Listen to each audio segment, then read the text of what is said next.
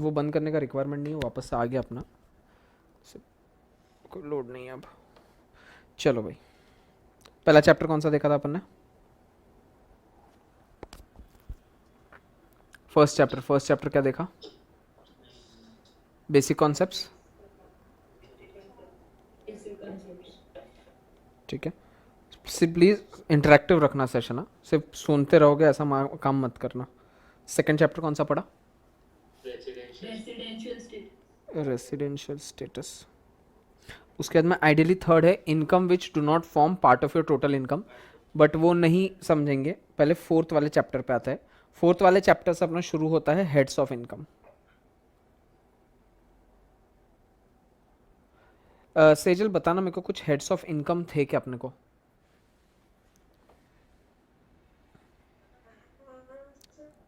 कौन कौन से थे? सैलरीज, श्रद्धा। दूसरा हाउस प्रॉपर्टी, तीसरा तू ही श्रद्धा। पीजीबीपी। समृद्धि चौथा। Capital gain. लास्ट संस्कृति, सॉरी रश्मि।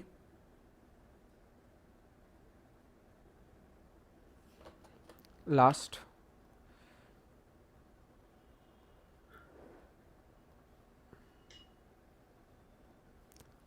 अरे माते, एक और कोई तो भी था ना लास्ट में। रश्मि तेरी आवाज नहीं आ रही है। भारती हेल्प करेगी?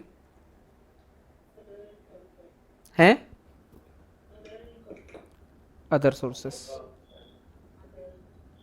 ठीक है, तो बेसिकली मेरे ये 5 हेड्स थे, salary, house property, PGBP, capital gain and other sources, जिसमें का आज मेरे को जो डील करना है वो डील करना है with the house property. House property में मैंने क्या बोला था, कौन सी इनकम को आप हाउस प्रॉपर्टी इनकम पे कंसिडर करते हो? सर जो भी आपको आपके प्रॉपर्टी से पैसा मिलता है, बेचकर नहीं, जैसे रेंट इनकम हो जाती है, ऐसी टाइप की जो भी इनकम होती है उसको मैं बोलूंगा house income, that is house property income.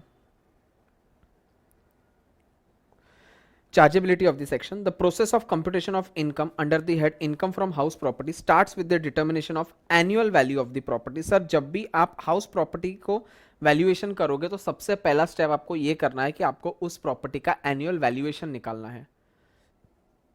The concept of annual value and method is laid down under section 23. Section learn करने की नीड नहीं है। The annual value of any property comprising of buildings or lands apparent thereto, apparent मतलब attached thereto, क्या हो गया इसको? apparent का मतलब होता है attached thereto। सर जो भी प्रॉपर्टी, जो बिल्डिंग जिस प्रॉपर्टी पर खड़ी है वो प्रॉपर्टी उसी को तो जुड़ी है ना, तो that is a building apparent with the land thereto of which the assessee is the owner। याद रखना सर, ओ साई राम, अगर आपको इनकम फ्रॉम हाउस प्रॉपर्टी निकालना है तो उसी इंसान की निकालना जो उसका वो ओनर होवे। मैं अगर भाड़े पे कोई जमीन लेता हूँ तो उस जगह का भाड़ा जो है उसके ऊपर जो इनकम टैक्स है वो मुझे नहीं पे करना है। अरे मैं तो रेंट पे कर रहा हूँ, मैं तो रेंट पे कर रहा हूँ, पे करने पे थोड़ी इनकम टैक्स लगता है सर। वो जो रेंट जिसको मिल रहा है, सिंस वो ओनर है, इसके लिए उसकी इनकम वो रेंट टैक्सेबल होगा as per house property. Exceptions, the annual value of the following properties are chargeable under the head PGBP हैं। सर अभी हमने ऊपर पढ़ा कि आपको हाउस प्रॉपर्टी कैलकुलेट करना है तो आप सॉरी हाउस इनकम कैलकुलेट करना है तो सबसे पहले आपने उसकी एनुअल वैल्यू निकालना चाहिए, और अगर आप एनुअल वैल्यू निकाल लेते हो तो it is taxable under the income from house properties. लेकिन सर इसके कुछ दो एक्सेप्शंस है जहां पे ये बताया गया है कि ऑल्दो आप एनुअल वैल्यू निकालोगे बट एनुअल वैल्यू निकालने पे आइडियली नॉर्मल केस में आपका हाउस प्रॉपर्टी में टैक्स होना चाहिए था, बट वो हाउस प्रॉपर्टी में टैक्स न होते हुए कौन से इसमें टैक्स होने वाला है? सर तो ऐसी कौन सी इनकम है जो आपको बिल्डिंग से ही मिल रही है, आपको रेंट जैसी ही इनकम हो रही है, जो पूरी दुनिया के लिए हाउस प्रॉपर्टी और आपके लिए पीजीबीपी हो जाता है? ऐसी कौन सी इनकम है? सबसे पहले property occupied by the assessee for the purpose of any business और प्रोफेशन। सर आप वो प्रॉपर्टी को होल्ड करके बैठे हो जिसका आप प्रोफेशन या बिजनेस करते हो, मतलब बेसिकली आप दलाल हो या तो आप बिल्डर हो। सर वो तो आपका क्या हो जाएगा, स्टॉक इन ट्रेड ही तो हो जाएगा ना वो। जैसे किराने की दुकान वालों के पास में शक्कर का माल होता है, गेहूं का माल होता है, तेल का माल होता है, साबुन का माल होता है, वैसे बिल्डर के पास में बिल्डिंग का माल होगा। तो बात फर्क क्या पड़ गया सर, जस्ट बिकॉज वो बिल्डिंग है तो उसका स्टॉक इन ट्रेड नहीं हुआ क्या वो? तो ऐसी बिल्डिंग जो आप अपने पीजीबीपी के लिए यूज करते हो, उससे अगर आपको कोई इनकम जनरेट होती है तो वो पीजीबीपी में जाएगी अंडर सेक्शन 28 चार्जिंग सेक्शन। और दूसरी, property of the assessee engage in the business of letting out. Sir आपका काम ही है कि आप बिल्डिंग बनाते हो और उसको लेट आउट करते हो। एयरबीएनबी, ये नाम सुना है? एयरबीएनबी क्या करता है सर, ये मेरा हॉल है, मेरा रूम है। अब मेरे रूम में मेरे को ये पता है कि मेरे को इस रूम का काम महीने में साल में सिर्फ 2 ही दिन पड़ता है या 2 महीने ही पड़ता है। बच्चे हुए 8 महीने ये रूम खाली पड़ा होता, तो मैं क्या करता हूँ, एयरबीएनबी वाली वेबसाइट है जहां पे आप अपने रूम को, आप अपने घर को या आप अपने विला को, जो भी आपके पास में होगा उसको रेंट पर चढ़ा सकते हो। अब कल को कोई अमरावती आता है घूमने के लिए, क्योंकि सिंस हमारा अमरावती बड़ा पॉपुलर हो चुका है, तो बस उन लोगों को घूमने आना है अमरावती कि हम भी तो देखे साला अमरावती में इतना कोरोना फैल कैसा रहा है। तो इसके लिए कोई अमरावती में आता है, वो अमरावती में उसके पास रहने के लिए घर नहीं है, तो वो क्या करेगा, वो एयरबीएनबी पे सर्च करेगा कि मेरे को एक अमरावती में घर चाहिए। वहां पे मेरा एक घर उसको मिलता है, या तो घर मिलता है या पूरे घर में से एक रूम मिलता है, जो भी मैंने लिस्ट करवाई होगी उस प्रॉपर्टी पे। तो वहां पे जाके वो क्या करता है, हर दिन के हिसाब से मैं जितना भी प्राइस कोट करूंगा उतना प्राइस वो कोट करता है। जैसे तुम होटल बुक करते हो वैसे तुम्हारा फ्लैट्स भी बुक होते हैं एयरबीएनबी पे। तो सर ऐसा मेरा काम है, कैसा कि सर मैं अपनी प्रॉपर्टीज को लेट आउट करते रहता हूं। तो ये जो लेट आउट करने पे जो मेरे को पैसा मिलता है, क्या वो हाउस प्रॉपर्टी में टैक्स होगा? वो टैक्स किस में होगा? पीजीबीपी में। क्लियर है ये बात? कोई दिक्कत नहीं इसमें? चलो,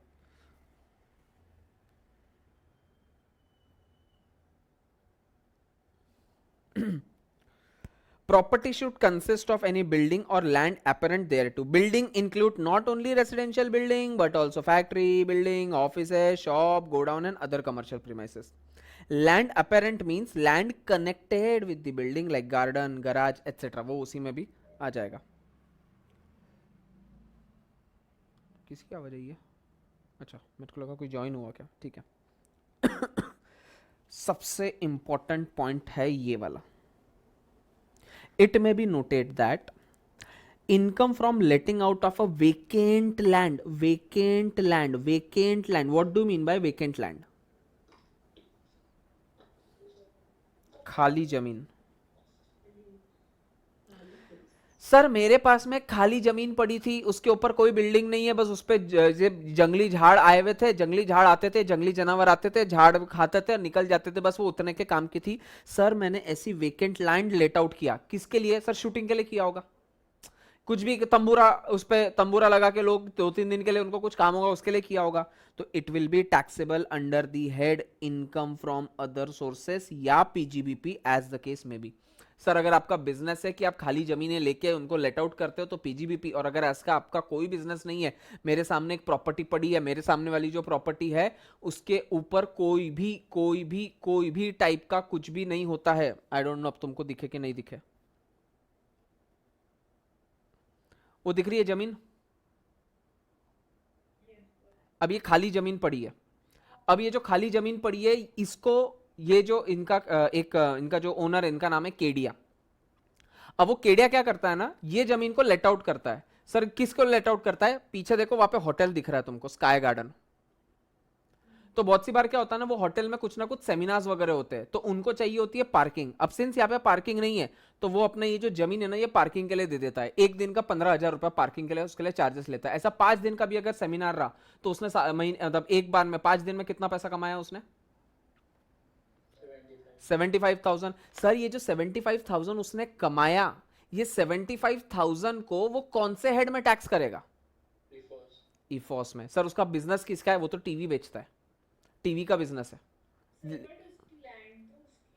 लैंड उसकी है ना, लैंड उसकी है, 100% उसकी है, तो उसको टैक्स भी तो लग ही रहा है ना। मैंने टैक्स थोड़ी माफ किया उसका, कोई मैंने हेड चेंज किया है सिर्फ, क्योंकि यहाँ पे हाउस नहीं था ना। कोई घर रहता तो मैं हाउस प्रॉपर्टी में टैक्स करता, तो हाउस प्रॉपर्टी तो आने से रही। सैलरी में कर नहीं सकता, कैपिटल गेन में बेचा नहीं तो कैपिटल गेन ला नहीं सकता, पीजीबीपी कर नहीं सकता क्योंकि मेरा बिजनेस तो टीवी बेचने का है, जमीन रेंट पे देने का थोड़ी है। तो अब हेड कौन सा बचा मेरे पास? House property. हाँ,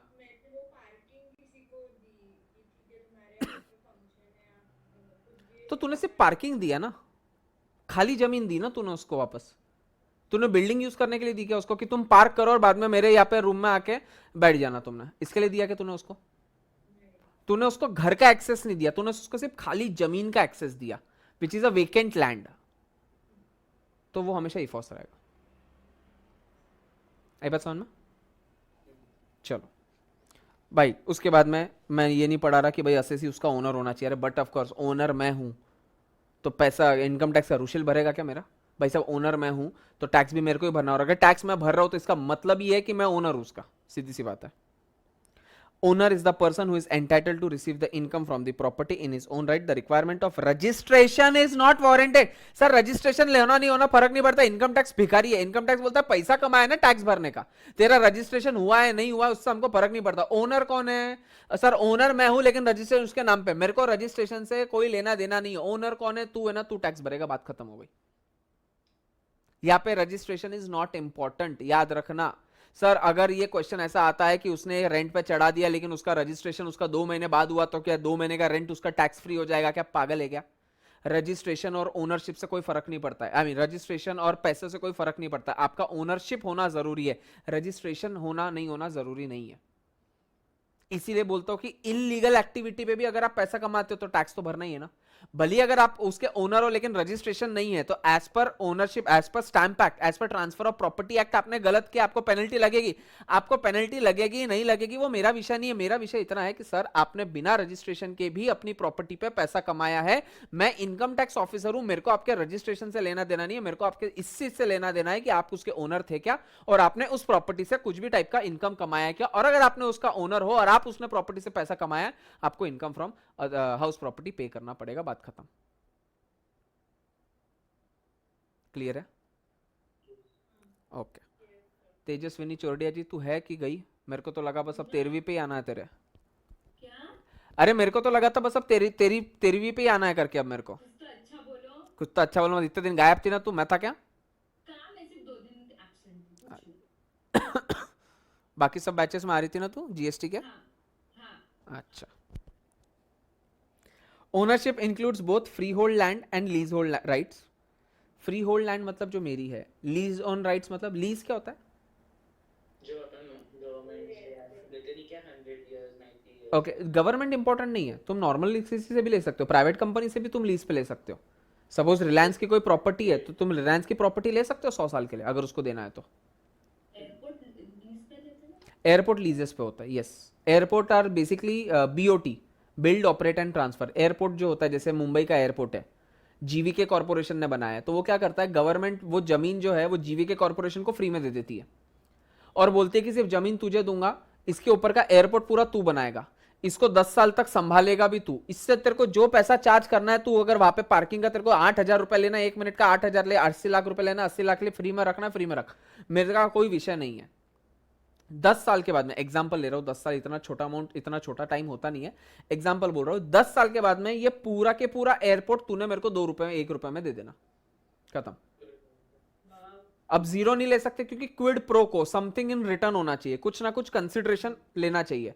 लेकिन 10 साल तक वो इतना पैसा कमा लेता है कि वो इसको 1 रुपए में भी दिया तो भी उसके ब्याज ब्याज पे उसकी पूरी जिंदगी निकल जाए। गवर्नमेंट को फायदा क्या हुआ कि उसको पूरी बनी बनाई चीज उसको मिल गई। जीवीके कॉर्पोरेशन को फायदा क्या हुआ कि उसको जमीन का पैसा नहीं लगा। आज के जमाने में जमीन खरीदना ही तो महंगा है, बिल्डिंग बनाना सस्ता है। बिल्डिंग बनाने को उतना कॉस्ट नहीं लगता है, जमीन खरीदने को कॉस्ट लगता है। 2 करोड़ का अगर किसी का फ्लैट है तो फ्लैट उसका छोटा ही है क्योंकि फ्लैट एक स्ट्रक्चर है, स्ट्रक्चर का पैसा नहीं था, वो जमीन जिस पे उसका फ्लैट है उसका पैसा है। तो जमीन उसको फ्री में मिल जाती तो उसका 10 साल का पैसा जमीन में अगर लगता तो जो पैसा उसने 10 साल कमाया जमीन अगर खरीदता तो उसको यही पैसा रिकवर करने के लिए शायद 30 साल लग जाते। 30 साल का काम उसने 10 साल में कर दिया, 20 साल उसके पैसे बच गए ना भाई साहब, सीधा सीधा। आई क्या बात समझ में क्या बोल रहा हूं? ऐसा। ओनरशिप इंक्लूड्स डीम्ड ओनरशिप, देखेंगे person who owns the building need not also be the owner of the land upon which it starts, but of course sir अगर मेरा एक फ्लैट है तो क्या पूरी जमीन मेरी हो गई?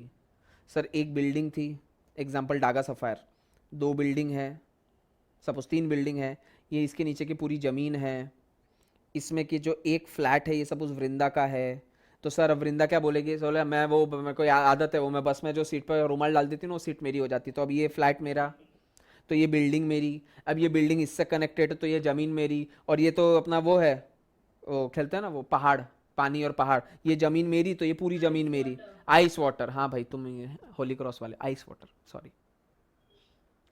तो ये पूरी जमीन मेरी, पागल है क्या, ऐसा थोड़ी होता है भाई, तेरी जमीन सिर्फ इतनी है। इन्हें बात समझ में। चलो, the assessee must be the owner of the house property during the previous year, it is not material weather he is the owner in the assessment year. Sir जिस साल आपने पैसा कमाया उस साल आप उसके ओनर रहने चाहिए, जब आप असेसमेंट होने वाले हैं तब अगर आपने उसकी प्रॉपर्टी बेच दी होगी तो उससे हमको फर्क नहीं पड़ता है। आपने जिस साल पैसा कमाया था उस साल ओनर कौन था वो इनकम टैक्स भरेगा, बात खत्म हो गई। चलो मेरे को एक बात बताओ, एक हाउस प्रॉपर्टी में ऑलरेडी अपन ने एक चीज पढ़ी हुई है, इसके पहले वाले चैप्टर में रेसिडेंशियल स्टेटस में, याद करो। एग्जैक्टली सर, हाउस प्रॉपर्टी का जो भी आपको रेंट मिलता है उस पर फ्लैट 30% का डिडक्शन मिलता है। याद है क्या, 75,000 का रेंट मिल रहा था, उसमें 30% का ये आया फ्लैट डिडक्शन, तब जाके उसकी अमाउंट 52,500 बन रही थी। याद है ना। तो याद रखना, आपका जो भी हाउस प्रॉपर्टी का जो भी आपको रेंट मिलता है उस पर 30% फ्लैट डिडक्शन होता है, फ्लैट, खत्म। Use of property, sir use of property क्या रहेगा, द प्रॉपर्टी में B use for the purpose, for any purpose, but it should not be use for by the owner for the purpose of any business और profession. Sir क्यों, क्योंकि अगर आप ऐसा करोगे तो वो टैक्सेबल किस में हो जाएगा, पीजीबीपी में। The income earn by the assessee engage in the business of letting out of property, letting out of property रहेगा तो वो किस में टैक्सेबल होगा, बिजनेस इनकम में।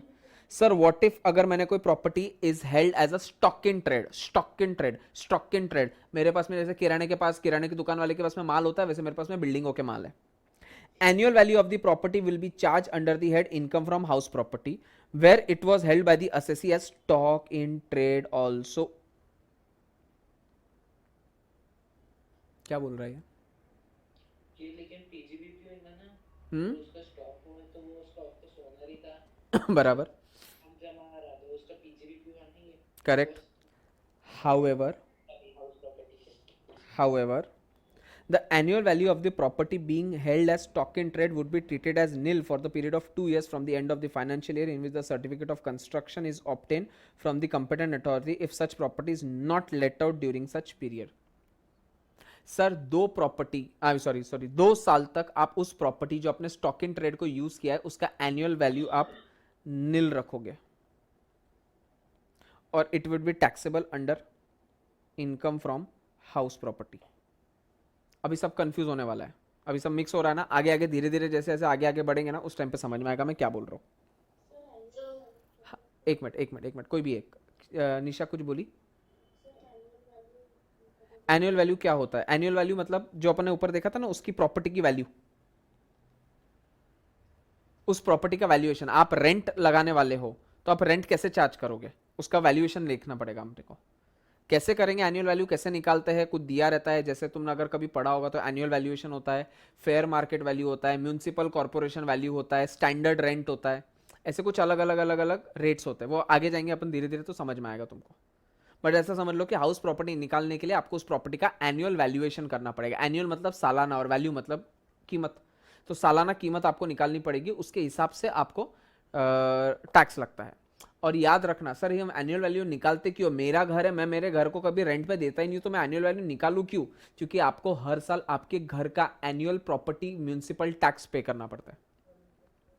घर में अपने मम्मी पापा को पूछना, जो भी टैक्स का ध्यान, मतलब टैक्स में जो भी काम करता है, इन द सेंस जो भी घर के फाइनेंस से संभालता है, उनको पूछना हर साल आपको कुछ पैसा म्यूनिसिपल कॉर्पोरेशन को देना पड़ता है एज अ म्यूनिसिपल टैक्सेस, आपके रहते घर का, आपके बिजनेस का, जिसका भी हो आपको। हाँ अगर आप ऐसा हो कि आप ब्रिज के नीचे रहते हो तो अलग बात है, फिर आपको कोई वैल्यूएशन नहीं है, लेकिन अगर आप घर में रहते हो तो आपको म्यूनिसिपल टैक्सेस पे करने पड़ेंगे। It is based on the annual value of your property. एक बात समझ में।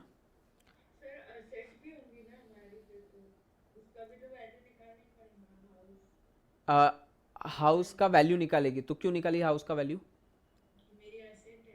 करेक्ट, तेरी एसेट है तो तूने एक बार निकाल दी, तू हर साल थोड़ी निकालेगी।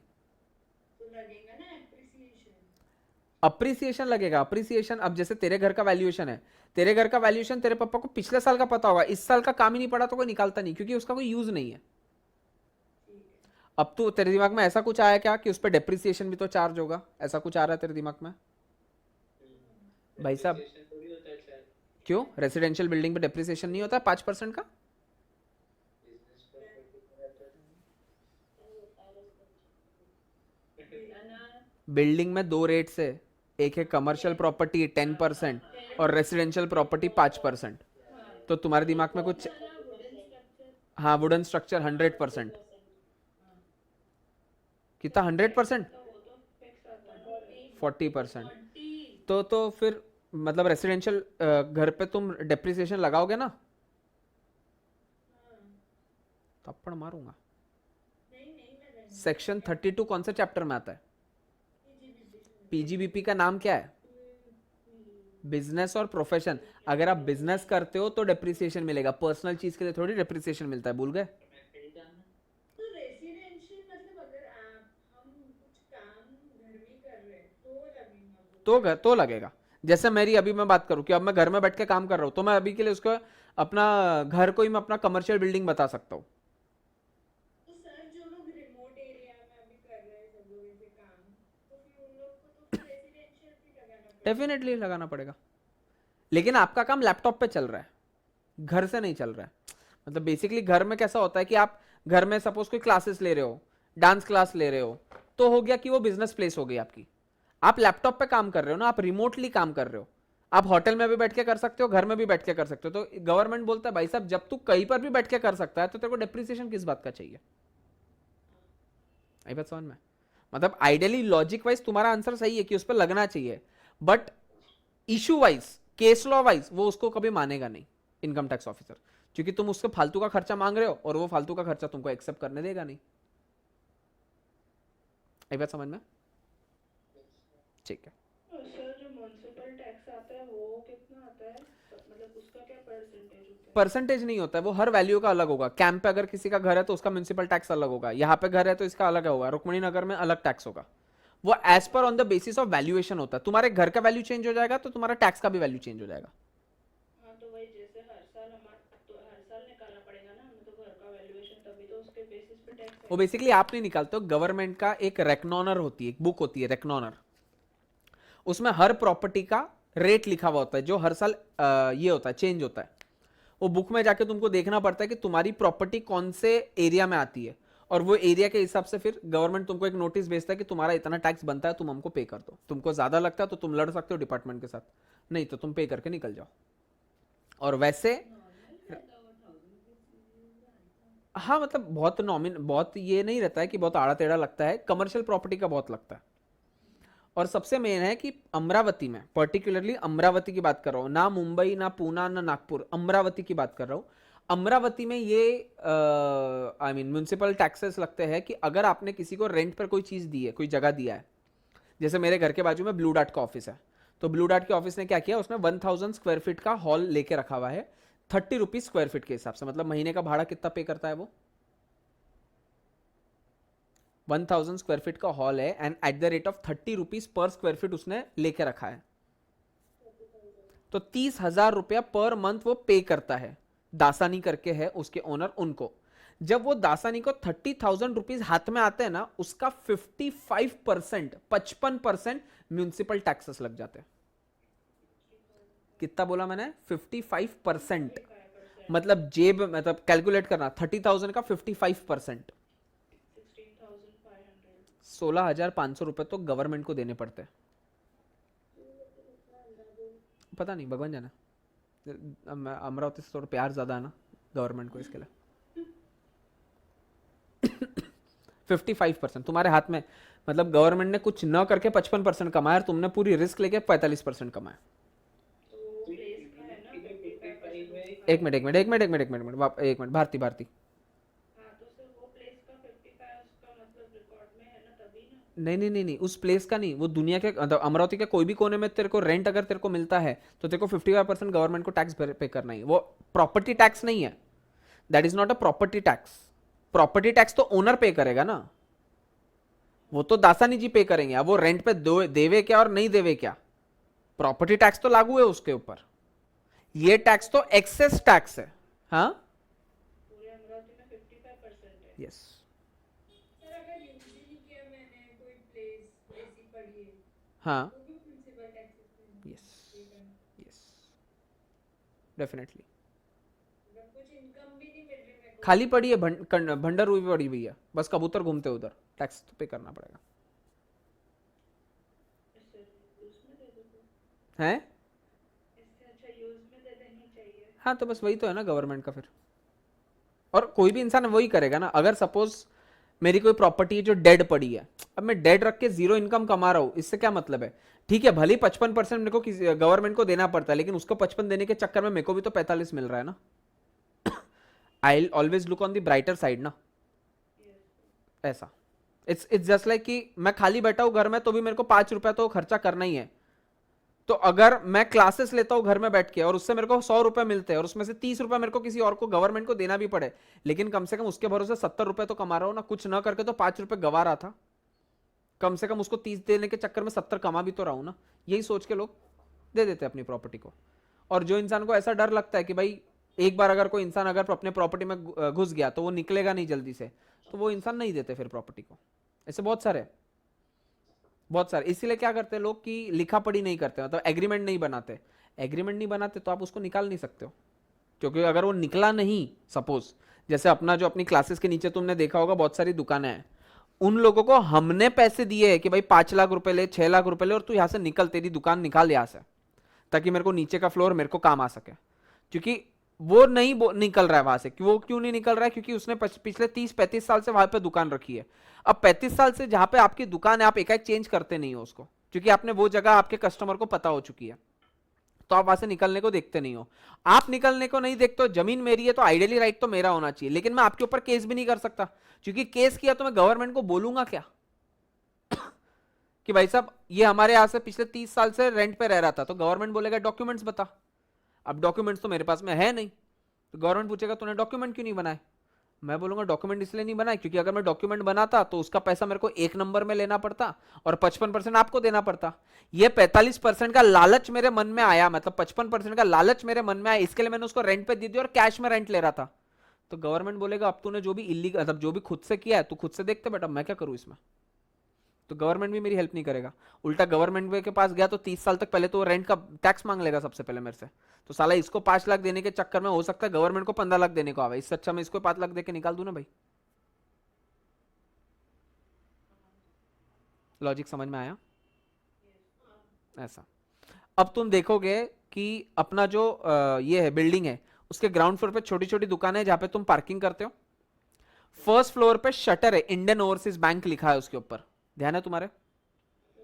आज से 3 साल पहले तक वहां पे इंडियन ओवरसीज बैंक एक्चुअली थी, अब वो शिफ्ट हो गई गांधी चौक पे। तो आज भी अगर वो रेंट पे, सॉरी शटर उसका बंद है, लेकिन उसका म्युनिसिपल टैक्स मेरे को आज भी पे करना पड़ रहा है। शटर ही बंद है ना, कबूतर बैठेंगे, 3-4 कबूतर मरे हुए मिलेंगे उसके अंदर, कोई है ही नहीं उसके अंदर। 4 साल से वो वैसी की वैसी पैक है और किसी को देना नहीं है, क्योंकि अभी वो है नहीं, मतलब आगे कुछ प्रोजेक्ट चल रहे हैं दिमाग में, तो अब वो एक बार किसी को दिया मतलब वापस वही कि 8-10 साल तक वो ब्लॉक हो जाएगी जगह। तो मेरे दिमाग में कुछ प्रोजेक्ट्स चल रहे हैं वो एरिया, इसलिए मेरे को देना नहीं है, तो भले मैं उसको रेंट पर नहीं चढ़ाया, वो खाली पड़ी है जमीन। उसका मतलब उसकी चाबी भी ढूंढनी पड़ेगी कहाँ पे रखी है, वो ताला भी 3-4 साल पहले वाला है, उसकी चाबी देखना पड़ेगा, नहीं तो ताला काटना पड़ेगा। इतना अंदर का है, फिर भी मेरे को म्युनिसिपल टैक्सेस तो उसका पे पूरा ही करना है, तो मेरे पास ऑप्शन नहीं। पूरे बिल्डिंग का करते हो ना? डेफिनेटली डेफिनेटली, लेकिन अगर वहां पे कोई रेंट वाला इंसान होता, या अगर मैं उस बिल्डिंग का सिर्फ एक ही फ्लोर यूज कर रहा हूँ, तो मैं ये नहीं बोल सकता ना कि पूरे बिल्डिंग का सिर्फ 1/3 आप म्युनिसिपल टैक्स लो मुझसे, क्योंकि ग्राउंड फ्लोर में यूज नहीं कर रहा हूँ, फर्स्ट फ्लोर में यूज नहीं कर रहा हूँ। ऐसा टैक्स तो मेरे को पूरा ही भरना है। उस बिल्डिंग का आई गेस 5600 कुछ आता है टैक्स, चेंज होता रहता है वो जीएसटी के हिसाब से, लेकिन मतलब लगभग 5-5.5 हजार रुपये साल का टैक्स आता है। कमर्शियल प्रॉपर्टी उसका टैक्स ज़्यादा ही रहेगा हमेशा रेजिडेंशियल से। ऐसा। चलो चलो आगे। कोई डाउट इसमें यहाँ तक? चलो उसके बाद में आ जाते हैं composite rent. What do mean by composite rent? Composite का मतलब क्या होता है? मिक्स। याद रखना, कंपोजिट का मतलब होता है mix. Meaning of composite rent: the owner of the property may sometime receive rent in respect of buildings such as well as other assets, example furniture, plant and machinery, and for different services provided, example lifts, security, power backup, etc. This amount is known as composite rent. जैसे ना मैं एक मुंबई में जब था ना तो मैं एक रेंट पे जगह देख रहा था.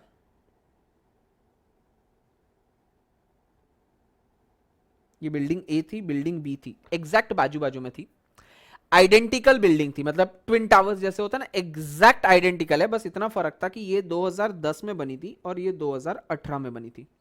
रियल फिगर्स बता रहा हूं. यहां पे एक फ्लैट था 3rd फ्लोर पे, यहां पर भी एक फ्लैट था 3rd फ्लोर पे. ये बिल्डिंग सिंस पुरानी थी तो इसमें ना लिफ्ट थी, ना नीचे का प्लेइंग एरिया था, ना ये फ्लैट जो था ये वेल फर्निश्ड था, मतलब सेमी फर्निश्ड था. इसका रेंट जो आ रहा था वो आ रहा था 70,000 रुपीज पर मंथ का. 3 BHK फ्लैट था वो. 70,000 रुपीज पर मंथ उसका फ्लैट का रेंट आ रहा था. अब हम सारे ये थे, बॉयज थे, 3rd फ्लोर विदाउट लिफ्ट वाली, मतलब ये कंफर्म था कि इसको चाय पीना है और दूध खत्म हो गया तो नीचे जाने में मौत आने वाली है. सीधी बात है. फिर एक दूसरे पे ढकेलेंगे, भाई तू लेके आ, तू लेके आ. तो हमने सोचा क्यों ना बाजू वाली बिल्डिंग जो नई बनी है उसी बिल्डर की बिल्डिंग थी. जस्ट ऐसा समझो, नीचे उतरो, रोड क्रॉस करो और वो बिल्डिंग में आप घुस जाओगे, आमने सामने एकदम सेम सेम आइडेंटिकल सब चीज है. मतलब ये खिड़की से सामने वाली खिड़की से सामने वाली खिड़की का 3rd फ्लोर दिखता है, 3rd फ्लोर की खिड़की दिखती है. इसका भाड़ा 1,50,000 रुपए पर मंथ. क्या फर्क आया? अब तुम प्रॉपर्टी का फर्क नहीं बोल सकते, दोनों सेम प्रॉपर्टी है. बिल्डर का फर्क नहीं बोल सकते, दोनों सेम बिल्डर है. अब ये बुलबुल जैसी हरकतें मत करना, सर इसका कलर ब्लैक होगा, इसका बिल्डिंग का कलर पिंक होगा. सर ये एम्यूनिटीज ज्यादा दे रहा है तो नहीं, तेरे पे भरोसा नहीं मेरे को. सर्दी दिमाग में घुस गई तेरे वैसे भी आजकल. तो अब मेरे को एक बात बताओ, जगह का ये 1.5 लाख रुपए में सिर्फ जगह है क्या? सर दूसरे की जो फैसिलिटीज है ना उसका भी पैसा इंक्लूडेड है. तो मतलब बेसिकली सर अगर मैं बात करूं तो एक्चुअली देखे जाओ तो 70,000 रुपीज फ्लैट का भाड़ा है और बचा हुआ 80,000 रुपीज एमिनिटीज का पैसा है. हाँ या ना? बट सर जब वो सामने वाला इंसान आपसे पैसा ले रहा है तो वो पैसा एक चीज के लिए ले रहा है या दोनों चीजों के लिए ले रहा है एक साथ? तो इसको बोलते हैं कंपोजिट रेंट. जब आपकी सर्विसेज के साथ में आपकी बिल्डिंग का प्राइस आता है इसको बोला जाता है कंपोजिट रेंट. तो जब आपको रेंट मिलता है ना तो आपको उसको बाइफरगेट करना पड़ता है कि इसमें कितना पोर्शन फ्लैट का था और कितना पोर्शन एमिनिटीज का था. कर पाओ तो ठीक और नहीं कर पाओ तो एक साथ ही उसको ठोक डालने का. क्या है समझते धीरे धीरे, शांति. Tax treatment of composite rent. Sir जो कंपोजिट रेंट होता है उसका टैक्स ट्रीटमेंट किस तरीके से होता है? When the composite rent includes the rent of a building and charges for different services, example lift, security, etc., the composite rent has to be split up in the following manner. Sir कैसे उसको split करेंगे? The sum attributable to the use of property is assessed under house property. मतलब अपने 1.5 लाख में से कितना amount house property में जाएगा? 70,000 रुपए. 70,000 रुपीज आपका it will be taxable under house property. अरे टैक्स पूरे पे लगना है, ये मत सोचना सर 70 पे लगेगा 80 पे नहीं लगेगा. अरे गधेड़ो, तेरे को 1.5 लाख मतलब उस बिल्डर को 1,50,000 रुपीज मिला ना, उसका 70,000 पे भी टैक्स लगेगा और उसके 80,000 पर भी टैक्स लगेगा. बट 70,000 जो टैक्स लगेगा वो हाउस प्रॉपर्टी के हेड में जाएगा और जो बचा हुआ है 80,000 it would be taxable under PGBP या फिर income from other sources as the case में भी. अगर उसका बिजनेस ही था, जो कि उसका बिजनेस था, तो वो 80,000 रुपए it will be taxable under PGBP. और अगर उसका बिजनेस नहीं था तो it will be taxable under IFOS. Sir उसका बिजनेस नहीं हो मतलब ऐसा थोड़ी होता है उसका बिजनेस नहीं हो सकता है. अरे उसके बाद में हम दूसरे घर में शिफ्ट हुए क्योंकि ना 70 अफोर्ड कर पा रहे थे, ना 1,50,000 अफोर्ड कर पा रहे थे. 70,000 पैसों में अफोर्ड कर पा रहे थे लेकिन दूध और शक्कर में अफोर्ड नहीं कर पा रहे थे क्योंकि इतना इतना सा लेके आते थे, खत्म हो जाता. 3 फ्लोर नीचे कौन जाएगा, 3 फ्लोर ऊपर कौन आएगा. फिर हमारी जिंदगी ऑफिस टाइमिंग के हिसाब से होने लग गई कि जो भी ऑफिस से आता था 2 सब्जी लेके आता था. ऐसी वाली हरकतें होने लग गई थी. तो हम 70,000 का भी फ्लैट अफोर्ड नहीं कर पा रहे थे और 1,50,000 का फ्लैट मनी वाइज अफोर्ड नहीं कर पा रहे थे. तो हमने बीच में एक फ्लैट लिया जिसका वैल्यू जिसका रेंट था 90,000 रुपीज का और वो काका जी जो थे जिन्होंने हमको रेंट पे 90,000 रुपीज में दिया था वो यूएस रहते थे, उनकी प्रॉपर्टी, वो पहले वही घर में रहते थे लेकिन वो अपने बच्चे के पास में यूएस चले गए तो खाली प्रॉपर्टी थी, तो खाली प्रॉपर्टी के लिए उन्होंने बोला कि भाई साहब ये फुल्ली फर्निश्ड फ्लैट है, आइडियली इस मार्केट में हर जगह पे या इसी बिल्डिंग में इस प्रॉपर्टी का वैल्यूएशन 80,000 रुपए होता है, लेकिन मैं तुमको ये सारी चीजें देता हूँ, कटलरीज भी सारी, ओवन भी तुम्हारा, माइक्रोवेव ओवन तुम्हारा, वॉशिंग मशीन तुम्हारी, टीवी तुम्हारा, फ्रिज तुम्हारा, सब कुछ तुम्हारा, इसके लिए मैं तुमसे 90,000 चार्ज कर रहा हूँ। तो यहाँ पे वो 80,000 रुपए किस पे टैक्स होगा? उसका हाउस प्रॉपर्टी। और वो 10,000 रुपए किस पे चार्ज होगा? उसका बिजनेस था क्या इसका बुड्ढे का? नहीं तो ये किस पे टैक्स होगा? इफॉल। जबकि यही प्राइस अगर मैं वो 1.5 लाख वाले बिल्डर की बात करूं तो उसका 70,000 किस में टैक्स होगा? House property. और जो 80,000 रुपए वो किस में टैक्स होगा? पीजीबीपी। अबे ओ इफॉस क्या पीजीबीपी? सामने वाला ना, हाँ। सामने वाला आई बात समझ में? कोई डाउट है इसमें? कुछ नहीं समझा? श्रद्धा बहन तू है? हाँ ठीक है। सेजल समझ में आ रहा है ना? हाँ। अब दिक्कत वहां आती कि सपोज वो बुड्ढा सटिया हुआ होता जो वो एक्चुअली था, सही में 3 महीना हुआ हमको रह के, वो फोन करके क्या बोलता है, अब तुम्हारा भाड़ा बदल, मतलब बढ़ा रहा हूं मैं। अब मैं बोला बढ़ाता है मतलब 90,000 है 95,000 कर लेगा, हम उसमें 5 लोग रहते थे तो 1,000 रुपया पर हेड बढ़ जाएगा। अरे ठीक है भाई 95,000 करेगा। वो भाई साहब फोन करके बोलता है 1,10,000। मैं बोला भाई साहब एक्सपायरी की उम्र में हो, तेरे से ज्यादा लेट मेरी मेडिसिन खत्म होने वाली, तो रुक जा, क्या कर रहा है भाई? 3 महीने पहले तूने 90 में दिया, 3 महीने बाद तू 1,10,000 मांग रहा है, बेवड़ा है क्या? साली चीजें तो एक भी नहीं लाई तूने। टीवी दिया वो चलता नहीं क्योंकि केबल नहीं है, फ्रिज दिया उसका प्लग खराब है, माइक्रोवेव ओवन दिया, अबे उसका ओवन तो दिया, उसका ढक्कन कहाँ लेके गया साथ में? ओपन है, कहां से गर्म करूं उसको? खुद ही गोल गोल घुमाओ क्या उंगलियों से? भाई साहब तूने एमिनिटीज तो पूरी दी नहीं। तो वो बोलता नहीं अब तो मैं 1,05,000 रुपए 1,10,000 रुपए तुमसे लूंगा, एक्चुअल बता रहा हूं। अब यहां पे क्या तुम जस्टिफाई कर सकते हो कि इसमें कितना पोर्शन रेंट का था और कितना पोर्शन एमिनिटीज का था? तो sir what if you are charging, if someone is charging you rent for some composite scheme, for composite rent, but those facilities are not separable, they are inseparable, उस time पे उसका tax treatment कैसा करेंगे? कि जहां हम ये नहीं समझ पा रहे कि इसमें से हाउस प्रॉपर्टी कितना और एमिनिटीज का कितना है, उस टाइम पे हम उसका टैक्स ट्रीटमेंट कैसा करेंगे? अगर ट्रीटेबल है, सेपरेबल है, तो हमको समझ में आ गया, बीजीबीपी में होगा या हाउस प्रॉपर्टी, सॉरी पीजीबीपी में होगा या इफॉस में होगा, एंड दूसरा हाउस प्रॉपर्टी में होगा। सर व्हाट इफ ये सेपरेट हम नहीं कर पाते हैं तो क्या? When composite rent is received from letting out of the property and other assets like furniture, and the two lettings are not separable, that is, other party does not accept letting of the property without other assets, the rent is taxable either as PGBP or other sources. मतलब इसमें house property आएगा ही नहीं, या तो वो PGBP रहेगा या तो वो हाउस प्रॉपर्टी रहेगा, पूरा का पूरा सॉरी PGBP रहेगा या इफॉस रहेगा, सॉरी पूरा की पूरा एंटायर, क्योंकि एंटायर मतलब तुम सेपरेट तो कर ही नहीं पा रहे हो ना, तो तुम्हारा एंटायर ही हो जाएगा वो। आई बात समझ में? ये वापस वही चीज है। Income from house property situated outside India. मेरे को एक बात बताओ, अगर मेरी कोई प्रॉपर्टी है जो आउटसाइड इंडिया सिचुएटेड है, क्या उसका मेरे को इनकम टैक्स इंडिया में पे करना पड़ने वाला है? ROR है तो ROR है तो है, RNOR है तो, NRI है तो। इंडिया में नहीं मिल रहा ना बेटा, फॉरेन की एसेट और फॉरेन में मिल रहा है, ऐसा सिर्फ ROR को लगेगा। ओके, अब तुमको निकालना है एनुअल वैल्यूएशन। एनुअल वैल्यू अपन ने देखा था ना, हाउस प्रॉपर्टी पे टैक्स कैसे लगता है? एनुअल वैल्यू पे। एनुअल वैल्यू निकालने के लिए पहले तुमको निकालना है गांव। गांव में से मैनुअल गांव GAV गांव, that is gross annual value.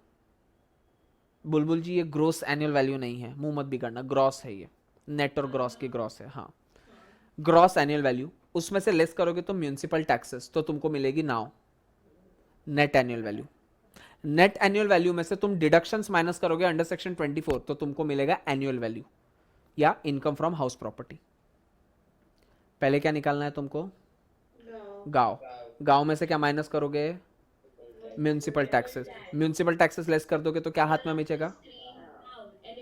NAV।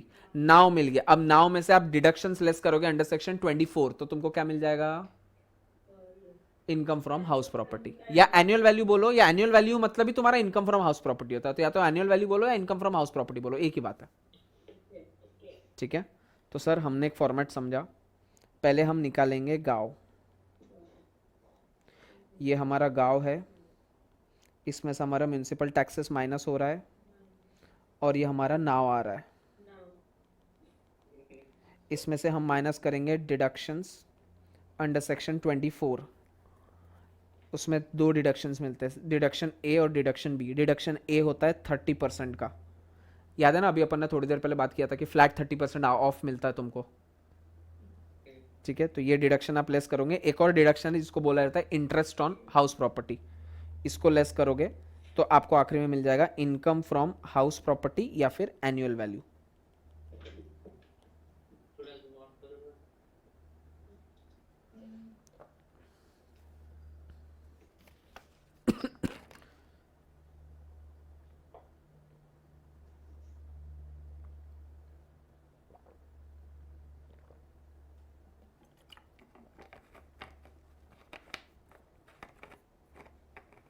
Sir second वाला रिडक्शन क्या बताया आपने?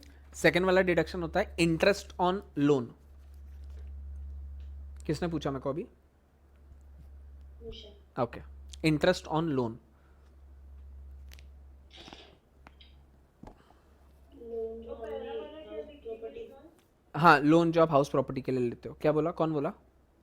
ए में लिखेंगे क्या 30%? फ्लैट डिडक्शन लिख दो सिर्फ अभी के लिए, flat deduction, flat deduction at the rate of 30% of now, इस नाव का 30%।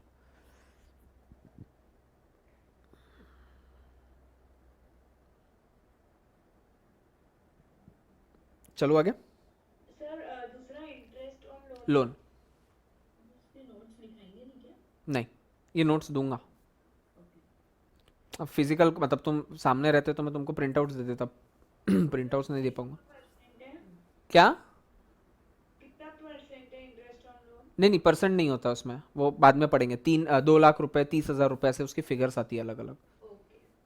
एक्चुअली में income from house property annual वो जो भी वो है ना। या फिर annual value.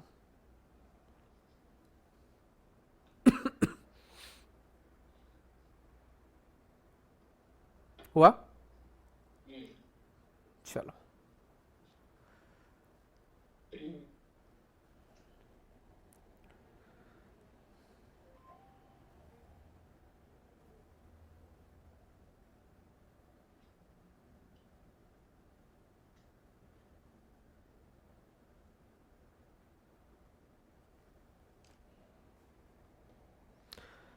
where the property is let out through determination of annual value for different types of house property।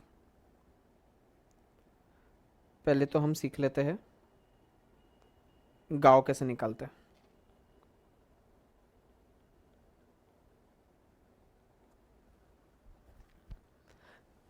Gross annual value के लिए आपको 3 चीजें चाहिए।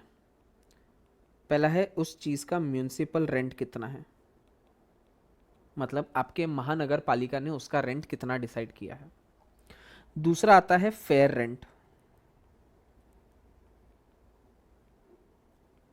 मतलब अगर मैंने अपने जैसे वो ब्लू डॉट का ऑफिस की बात किया, उसने 30 रुपीज स्क्वायर फीट पे दिया है, लेकिन आजू बाजू वाले लोग उसको वही अगर उनके पास में प्रॉपर्टी होती है तो कितने रुपए में देते। हो सकता है इसको अपना टैक्स बचाना है, तो जो प्रॉपर्टी 40 रुपए स्क्वायर फीट की होगी उसने 30 रुपए स्क्वायर फीट में दी ताकि 10 रुपए स्क्वायर फीट उसका टैक्स बच जावे। तो यहां पे आता है फेयर वैल्यूएशन कि आइडियली फेयर रेंट कितना होता है उसका। और तीसरा होता है स्टैंडर्ड रेंट। स्टैंडर्ड रेंट मतलब गवर्नमेंट ने मैक्सिमम रेंट डिसाइड करके रखा है इस एरिया का, मैक्सिमम और मिनिमम दोनों डिसाइड करके रखता है गवर्नमेंट कि मिनिमम इसके नीचे आप नहीं दे सकते, मैक्सिमम इसके ऊपर आप नहीं दे सकते हो। आई बात समझ में?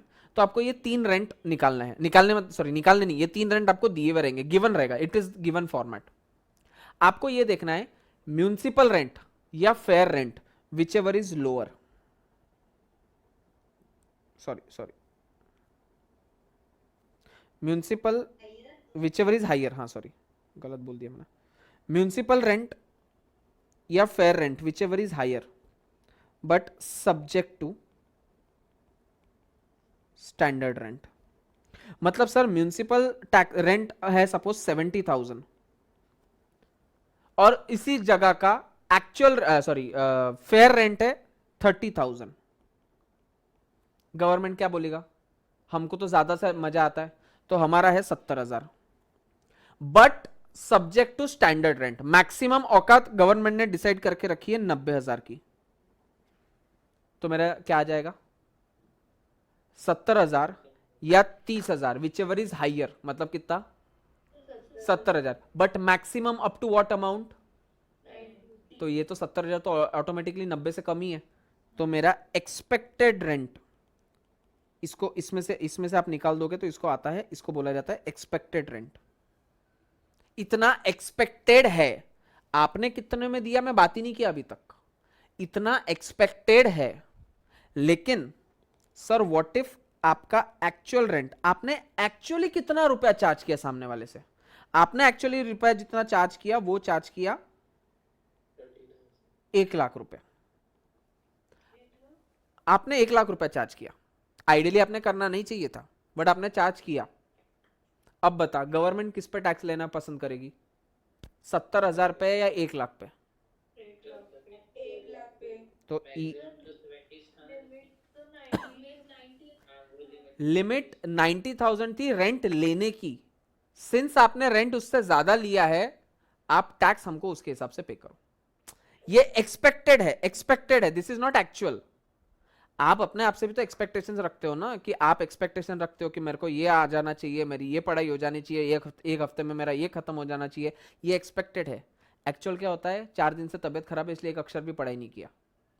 एक्सपेक्टेड और एक्चुअल में फर्क तो रहेगा ना। ये एक्सपेक्टेड है गवर्नमेंट के एंड से, एक्चुअल आप कुछ भी कर सकते हो। आई क्या बात समझ में? पक्का? तो बट ऑफ कोर्स गवर्नमेंट किस पे चार्ज करेगी, 70,000 पे लेगी या 1,00,000 पे लेगी? मतलब विच एवर इज हाइयर। रट्टा मत मारना, लॉजिकली सोचना। सर म्यूनिसिपल रेंट और fair valuation whichever is higher but subject to maximum standard rent, इसमें से जो फिगर बाहर निकलेगी उसको मैं क्या बोलूंगा, एक्सपेक्टेड रेंट। सर ये हो गया एक्सपेक्टेड, बट एक्चुअल कितना आया? सर ये एक्चुअल हमको कैसे पता चलेगा? अरे एक्चुअल ऐसे पता चलेगा कि आपको इंफॉर्मेशन दी रहेगी कि आपने 20,000 रुपीज पर मंथ के हिसाब से दिया था 5 महीनों के लिए। तो आए पुत्ता कैलकुलेटर पे तो आ जाएगा कि 20,000 इंटू 5 इक्वल टू 1,00,000 रुपए। आपने साल भर में कितने लाख रुपए कमाए उससे? 1,00,000 रुपए। तो एक्सपेक्टेड था गवर्नमेंट को आप 70,000 कमाओ, आपने एक्सपेक्टेड के अलावा एक्चुअल में कमाए 1,00,000 रुपए, तो आपको कितना रुपए टैक्स भरना है, कितने रुपए पे भरना है? तो ये जो 1,00,000 रुपए बाहर निकल के आएगा ना, ये हो गया मेरा गाँव।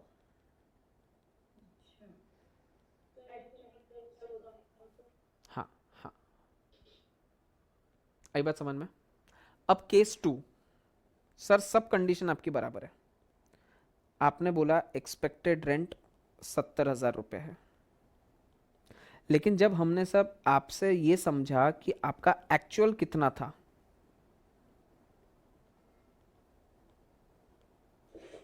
तब आपने हमको बताया कि सर एक्चुअल जो था ना वो हमारा खाली 85,000 रुपए था। When your actual rent is less than your expected rent, तो आपको क्वेश्चन पूछना है कि ये कम क्यों था।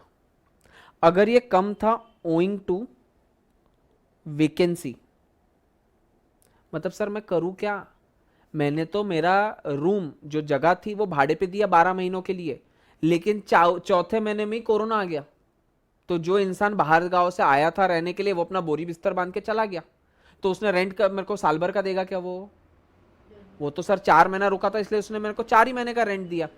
1 महीने के हिसाब से सपोज 15,000 का आता है रेंट, तो 4 महीने का होता है 45,000 रुपया, तो उसने सर मेरे को 45,000 रुपए दिया। तो अब यहाँ पे गवर्नमेंट इतनी जालिम है क्या कि जो जगह पे जो इंसान रहा ही नहीं उस चीज पे तुम्हारा टैक्स ले लेवे? तो उस time per your AR would be your GAB। Her case में AR ही चाहिए भी है सर, हाँ हर केस में AR ही तो चाहिए। नहीं नहीं नहीं नहीं नहीं, ऐसा नहीं, ऐसा नहीं समझते उसको, ठीक है? यहाँ तक समझ में आएगा तुम्हारे? ठीक, अभी स्टेप बेबी स्टेप्स लेते हैं अपन। चल पहले तो इसका मेरे को ये निकाल के दो। वृंदा मेरे को फर्स्ट का आंसर देना। Jayshree own 5 houses in India. All of them are let out. Compute गांव of each of the houses. मेरे को इसका गांव निकाल के दे। गाँव अच्छा निकालना है। हाँ गांव निकालना है तेरे को इसका।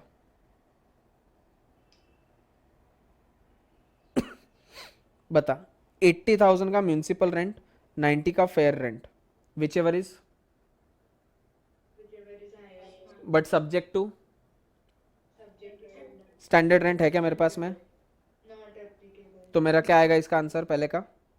90,000 अब ये हो गया ईआर। अब ईआर या AR whichever is high higher, तो क्या आएगा ईआर सॉरी गांव कितना आ गया मेरा? 90,000 तो पहले का आंसर तूने 90 बोल दिया, बराबर है। सेजल सेकंड का आंसर बताना।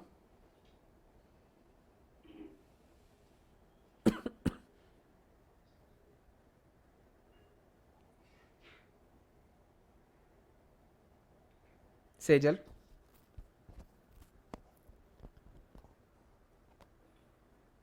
नहीं, रोशिल प्रोसीजर के साथ चल, पूरा पूरा बोल, क्या क्या सोच रहा है वैसा पूरा बोल। बोल दो। हाँ म्युनिसिपल टैक्स और फेयर रेंट में जो बढ़ा रहता मतलब जिसकी अमाउंट ज्यादा रहती है वही लेते ना, तो 50,000 रहेगा ना, बराबर। But subject to but subject standard rent, तो स्टैंडर्ड से तो नीचे ही है। अब जो आंसर आया ईआर, ईआर या एक्चुअल रेंट, इन दोनों को कंपेयर करेंगे। अब ईआर या AR whichever is higher, मतलब क्या आएगा? ठीक है, आंसर आया 72 तेरे मेरे हिसाब से। बुलबुल तीसरे का आंसर बताना। मेरे को नहीं पता सही गलत, हाँ अभी सिर्फ मैं तुम्हारा आंसर लिख रहा हूँ। देखो भी वैसे ही पूछो ना जैसे उसको बोल रहे थे। हाँ तो बता ना तू, म्युनिसिपल रेंट और ये तो दोनों सेम है, अब इसमें हायर क्या देखूं? जो तेरे को अच्छा लगता है वो ले ले चल। 65 ही। अच्छा ठीक है, but subject to standard rent से तो ज्यादा है। तो क्या लेंगे अपन? अरे मैक्सिमम मैं 58 ही ले सकता हूँ ना, हाँ मैक्सिमम 58 तो मतलब मैं 58 लूंगा। 58 अब 58 दैट इज एक्सपेक्टेड रेंट या actual rent of 60,000 whichever is, higher मतलब क्या आएगा? तो 60 एक मिनट रुक, क्या नहीं समझा श्रद्धा, तेरे को नहीं समझा? ओके एक मिनट, तेरे को स्क्रीन दिख रही है पूरा बोले वो बता, नहीं तो मैं स्क्रीन ओके हाँ। तो एक्सपेक्टेड रेंट, एक्सपेक्टेड या actual which ever is higher. Expected है 58, एक्चुअल है 60, विच एवर इज हाइयर, तो आंसर आएगा 60। चल श्रद्धा अगला तू ही बता।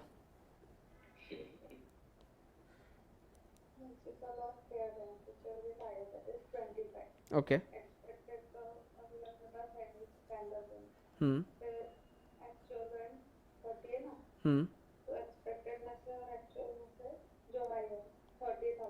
तेरा आंसर 30 आया। ओके रश्मि लास्ट वाला हेल्प कर।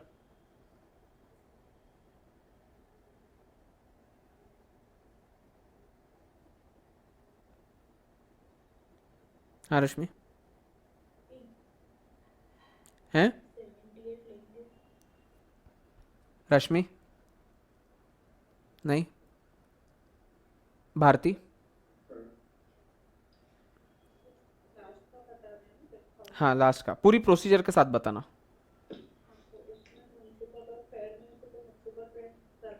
ओके बट सब्जेक्ट टू मतलब कितना आएगा? 78। अब स्टैंडर्ड रेंट जो ईआर या एआर विच एवर इज, तो 78 आएगा, ऐसा बोले।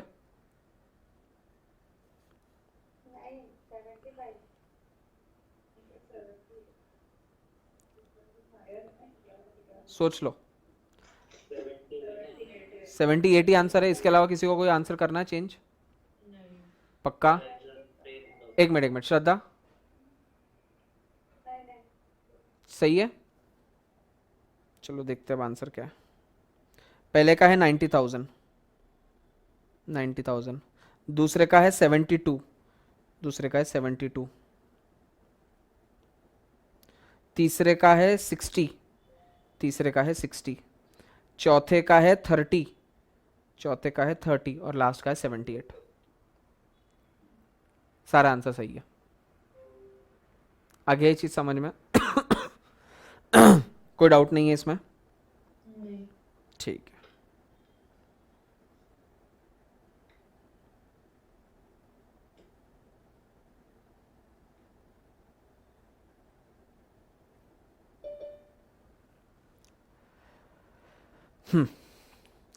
Rajesh, a British national, is a resident, an ordinary resident in India during the previous year 2021.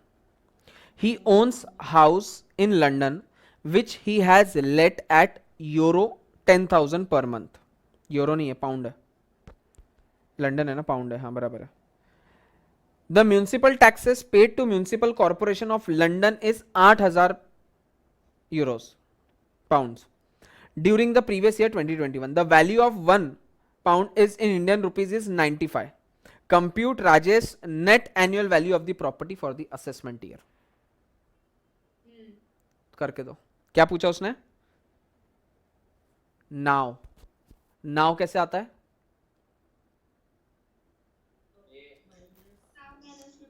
गांव माइनस म्यूनिसिपल टैक्सेस.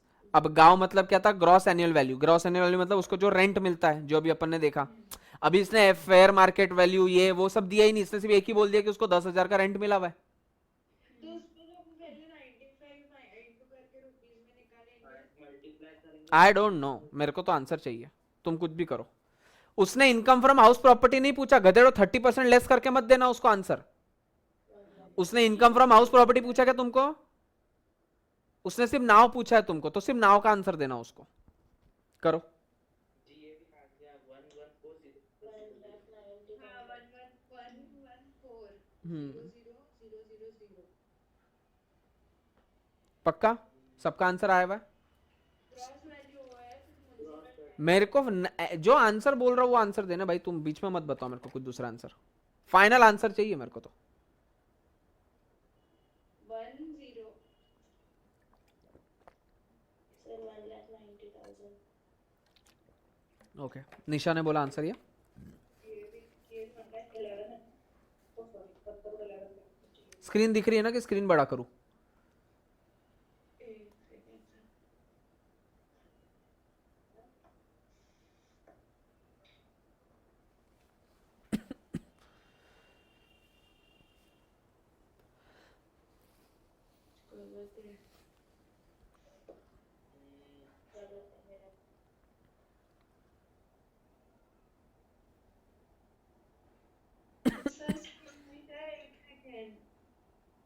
स्क्रीन क्या हुआ?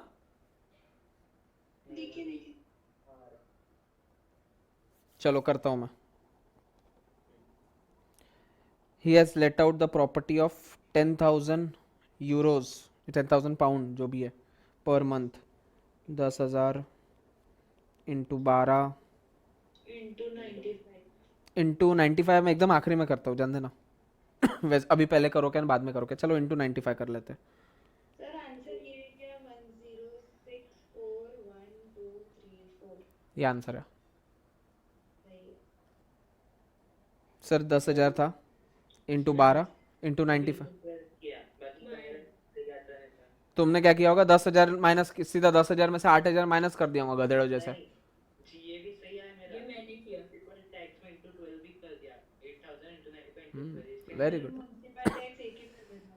Very good, very good. तुम मतलब सालों 10,000 रुपए कमा रहे हो तो 8,000 रुपए गवर्नमेंट को दे रहे हो. चोटो, इससे तो धंधा ही मत करो. 1,20,000 कमा रहे हो, उसमें का 8,000 तो समझ में आता है. गलती समझ में आई क्या किया? बाकी कुछ था क्या इसमें? अब इसको तुमको एनएवी को अगर वो पूछ लेता इनकम फ्रॉम हाउस प्रॉपर्टी निकाल के दो, तो सर जो एनएवी आया उसमें से 30% लेस कर देते under section 24 sub section A. और अगर उसने कोई ब्याज व्याज लिया होगा, लेकिन यहाँ पे कुछ दिख तो रहा नहीं कि इसने कोई लोन वोन लिया है करके, तो वो कुछ नहीं आएगा. तो बेसिकली 1,064 1,06,40,000 माइनस 30%. जो आंसर आएगा वो आएगा तुम्हारा इनकम फ्रॉम हाउस प्रॉपर्टी। खत्म, सिंपल, चैप्टर ही खत्म हो गया। आई बात समझ में?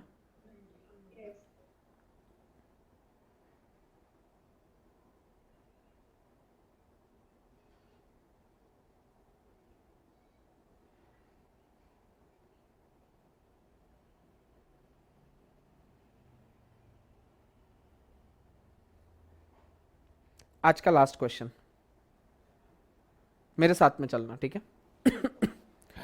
Anirudh has a property of which municipal valuation is 1,30,000 per annum. याद रखना, अब हमेशा याद रखना, पर मंथ है पर एनम, उस पर ध्यान रखना, ठीक है? The fair rent is 1,10,000। इन दोनों में से क्या लूंगा मैं? 1,30,000। 1,30,000। तो सर अभी के लिए मेरा आया 1,30,000। And the standard rent fixed by the rent control act is 1,20,000। Please मेरे को बताना देयरफॉर ईआर कितना आया मेरा। 1,20,000। यहां तक किसी को कोई दिक्कत है तो मेरे को अभी के अभी रोक देवे वहीं पे, ठीक है? The property was let out for the rent of 11,000 rupees per month through out the year. मतलब एक्चुअल रेंट अगर मैं निकालने जाऊं मेरा तो एक, हाँ सर, इसमें पहले माइनस करेंगे लेस डिडक्शन अंडर सेक्शन, जिसका फर्स्ट डिडक्शन क्या आया? 30%। 30% ऑफ 1,08,000। तो 30% ऑफ 1,08,000 इज 32,400। और दूसरा क्या आता है डिडक्शन? एक मिनट, क्या बोली श्रद्धा? डिडक्शन फ्लैट 30%, आपके नाव का 30%। 1,08,000 का 30% निकाल। कैलसी लेके बैठी है तू, बता। नहीं नहीं, कैलकुलेटर बता कैमरे में। नहीं, तेरे पे भरोसा ही नहीं मेरे को। हाँ दिख रहा है, दिख रहा है, ठीक है, ओके। आया 32,400, करेक्ट। और दूसरा क्या आता है? इंटरेस्ट। इंटरेस्ट मैक्सिमम 2 लाख तक का तुम माइनस कर सकते हो। इसका इंटरेस्ट कितना है? 40,000। तो मैं पूरा 40,000 माइनस कर सकता हूँ। Yes. तो 72,400 पूरा माइनस करना है। हाँ नहीं, अच्छा ओके, तो टोटल आंसर कितना आया लेस करके सब कुछ? 35,600 ये क्या आएगा? House property.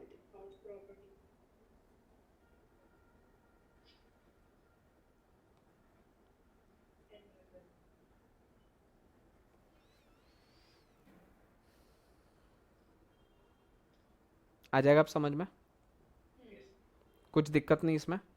अब इसमें सिर्फ क्या होता है ना, इसमें सिर्फ अलग अलग केसेस है। जैसे ये क्या था कि ये केस 1 था कि when you have let out your property through out the year. आपने साल भर में प्रॉपर्टी को थ्रू आउट द ईयर किया हुआ था ना लेट आउट। अब अगर प्रॉपर्टी को मैं बात करता हूं कि आपने कुछ टाइम के लिए ही दिया है,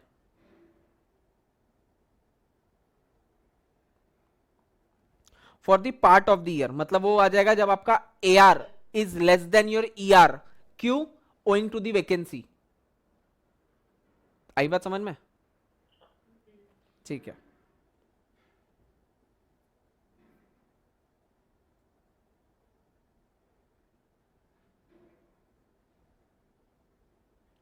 तो मैंने क्या बताया था तुमको कि सर अगर आपका AR is less than your ER, इसका आपको क्वेश्चन पूछना है। अगर ओइंग टू वैकेंसी था या अदर कोई रीजन था। अगर वैकेंसी था तो आपका AR बन जाएगा GAV, और अदर्स अगर था तो ऑल्दो आपका AR कम था लेकिन अदर अगर है तो आपका ER ही रहेगा आपका GAV। आई बात समझ में? ठीक है, ये कॉलम समझ में आएगा? चलो अब ये वाला तुम करके बताना मेरे को। हाँ हाँ, अदर्स। अदर्स अगर वैकेंसी की वजह से वो आपका एक्चुअल रेंट कम होगा तो आपके एक्चुअल रेंट पे हम टैक्स लगा देंगे, लेकिन इसके अलावा कोई रीजन रहेगा तो भले ही आपने कम पैसा कमाया लेकिन टैक्स आप पूरे पे करोगे, दैट इज ER पे करोगे। तो घर पे करना है कि अभी? नहीं अभी अभी मैंने बोला था आखिरी, वो तो सिर्फ ऐसे बोलते होता कि तुम कर लो। चलो स्क्रीन दिख रही है कि सिर्फ स्क्रीन दिखाओ तुमको, ऐसा कुछ है? चलेगा? चलो मेरे साथ में चलो, एक ये भी मेरे साथ में कर लेते हैं। Ganesh has a property whose municipal valuation is 2,50,000 per annum, fair rent is 2 lakh rupees. मतलब इसमें से मैं क्या उठाऊं? फेयर रेंट और फेयर रेंट या municipal valuation whichever is, तो मतलब कितना उठाऊं? 2,50,000 ऐसा बोले, but subject to standard rent कितना है मेरा? 2,10,000। वो माय गॉड, अच्छा तो अब मैं कितना लूंगा? बराबर है, तो मेरा ये क्या आया? ER 2,10,000. मेरा सर ER आ गया 2,10,000। यहां तक दिक्कत है तो पहले मेरे को यही रोक दो। चलो आगे बढ़ता हूं। The property was let out for a rent of 20,000 per month, however the tenant vacated the property on 31 January 2021। मतलब ये थ्रू आउट द ईयर में था या पार्ट ऑफ द ईयर था? Part of part of the year में। इसको actual rent आया कितना? 20,000 rupees per month into, sir ये आखिरी के 2 महीने वो रहा ही नहीं, तो मतलब 10 ही महीने रुका वो। सर साल भर में 12 महीने होते हैं। 31 जनवरी को उसने मकान खाली कर दिया, मतलब ना वो फरवरी रुका ना वो मार्च रुका, तो सर 12 महीनों का साल, 2 महीने उसमें से चले गए, मतलब कितना बच गया? तो टोटल कितना हो गया? अब पता नहीं आगे जाके ये ट्विस्ट डाल देगा कि 2 लाख उसको मिलने चाहिए थे, बट उसने उसमें भी 1 महीने का भाड़ा नहीं दिया और छोड़ के चला गया। अब ये कुछ ऐसा कुछ है क्या? उसकी दुखद कहानी देखते। Unrealise rent was 20,000। मतलब चोट्टा छोड़ के तो गया ही गया, साथ में 20,000 की उधारी लेके गया, माइनस। 20,000. तो देयरफॉर मेरा एक्चुअल रेंट कितना हुआ? 180. मेरा आइडियली क्या होता है? विच एवर इज हाइयर होना चाहिए, बट यहाँ पे मेरा AR क्या ER से कम है? क्यों है? क्यों है? Owing to the vacancy. तो आइडियली अगर ओइंग टू द वैकेंसी नहीं होता तो मेरा GAV क्या हो जाता?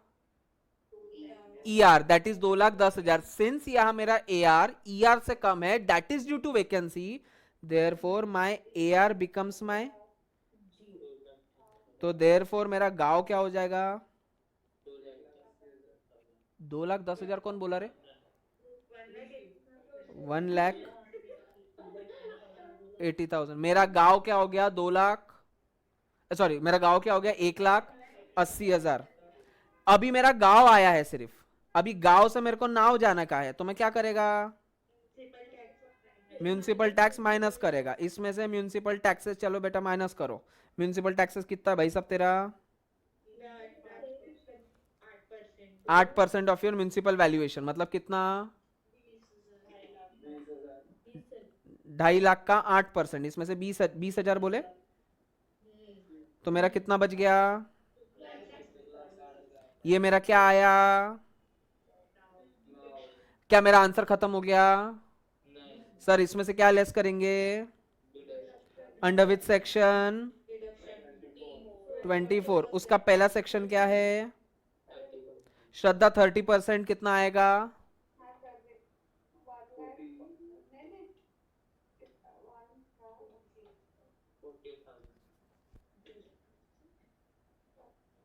हम्म 48,000। दूसरा डिडक्शन किस बात का होता है? Interest on loan. है क्या भाई साहब तेरा कोई लोन वोन? Interest on borrowed capital was maximum कितना होता है?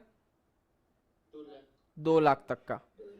तुमको याद है क्या, तुमने जिनका ऑलरेडी ये हो गया है क्लबिंग ऑफ इनकम, उसमें आप सॉरी सेट ऑफ में इनका लॉस फ्रॉम हाउस प्रॉपर्टी आप ट्रांसफर ये कर सकते हो, set off only up to the amount of 2 lakh rupees. याद है क्या? ठीक है, यहाँ पे आ गया इंटरेस्ट ऑन लोन कितना?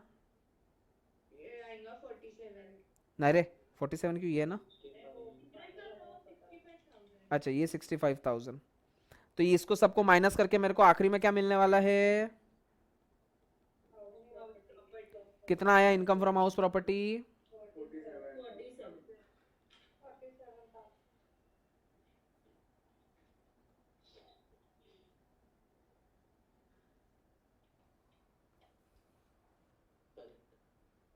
समझा तुमको। 5 केसेस में से 2 केसेस तुम्हारे खत्म हो गए, तीसरा केस है भी नहीं, बस अब 2 केसेस बचे जो कल करेंगे, क्योंकि अभी तुम्हारी जीएसटी शुरू हो जाएगी। तुमको समझा क्या, इसमें कोई डाउट है क्या, क्लियर है, कुछ कुछ कुछ लोड नहीं, बस कल का आखिरी सेशन, कल ये चैप्टर खत्म हो जाएगा। अच्छा मेरे को एक बात बताना कि इसने, इसके कुछ उधारी पेंडिंग थी क्या, इस बंदे की कुछ उधारी पेंडिंग थी क्या, कितने रुपए की थी ये। 20 की ना। आज से 3 साल बाद में ये भूला भटका इसके पास में आता है और इसके 20,000 रुपीज वापस दे देता है, तो कितना अमाउंट टैक्स लगेगा, कितने अमाउंट पे इसको इनकम टैक्स पे करना पड़ेगा, या एक भी इनकम टैक्स नहीं करना पड़ेगा। 30% काट के, क्योंकि अगर ये 20,000 यहाँ देता तो क्या इसको 30% का डिडक्शन नहीं मिलता। तो आपको जो भी रेंट मिलता है हमेशा 30% डिडक्ट करने का, इसलिए तो 75,000 उसको मिला था, हमने 52,500 ही लिया था। Unrealised rent whenever received will be taxable under IFOS after getting a flat deduction of 30%। समझ में आई क्या बात, करेक्ट है। कल जाके इसका इसने डूबत खाता मान लिया, चल इसने 20,000 रुपए डूबत खाते में डाल दिए थे और गवर्नमेंट ने उसको एक्सेप्ट भी कर लिया था। जब इसको 4 साल बाद में अगर वो गलती से पैसे मिल गए भूले भटके, तो क्या पूरे 20,000 पे टैक्स लेगी क्या गवर्नमेंट। 20,000 पे 30% का आपको डिस्काउंट मिलेगा, आई मीन डिडक्शन मिलेगा, और बचे हुए 70% पे ही आपको टैक्स पे करना पड़ेगा। आपको जब भी इनकम फ्रॉम हाउस प्रॉपर्टी होती है उसमें याद से ये चेक कर लेना कि 30% का डिडक्शन लिया हुआ है क्या। अगर क्वेश्चन में आपको ऐसा दिया हुआ रहा कि income from house property 70,000 in bracket computed, in bracket computed, तो 70,000 में से 30% लेस करोगे क्या तुम।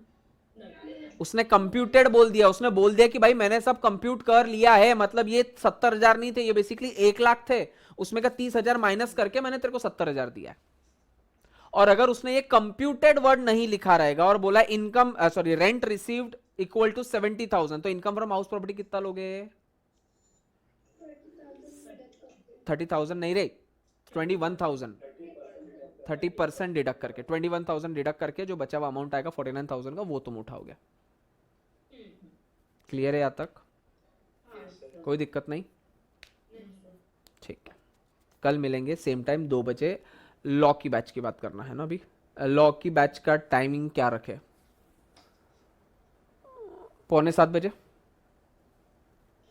नहीं तो फिर अर्ली मॉर्निंग लेना पड़ेगा। अर्ली मॉर्निंग लो। अर्ली मॉर्निंग मतलब 9:30 बजे, हाँ चलता चलता 9:30 बजे स्टार्टिंग में 9:30 का रखते हैं, फिर धीरे धीरे थोड़ा पहले करना पड़ेगा। 9 बजे है ना, तो कल सुबह 9:30 बजे कंपनी लॉ शुरू करेंगे, ठीक है ना। चले, हाँ हाँ हाँ, लॉ में कोई अमेंडमेंट्स है क्या सर, हमको बैठना है, मतलब लॉ में अमेंडमेंट्स तो है, बट तुम वो पढ़ के निकाल सकते हो, मतलब तुम्हारे पास में ऑप्शन, तुमको बैठना तुम बैठ सकते हो, लेकिन पूरे लॉ में मतलब जैसे एक चैप्टर है तो उसके कुछ 2-3 चीजें अंदर की चेंज होएगी, that is true theory, that is not practical. तो तुम अगर एक जगह पे अवेलेबल नहीं रहता कि ये सब लिखा हुआ है ना आरटीपी में है ना, अच्छा आरटीपी के फर्स्ट पेज पर है, ठीक है चलो थैंक यू। चलो ठीक है, कोई डाउट नहीं, हाँ बोल। तू ये मत पूछना क्या पढ़ू कैसे पढ़ू, झापड़ मारूंगा मैं तेरे को। हाँ नहीं तो फिर मेरी अभी एक और दूसरी बैच है, तू लगे तो एक काम कर, 6:30 के बाद फोन कर। अर्जेंट है कुछ।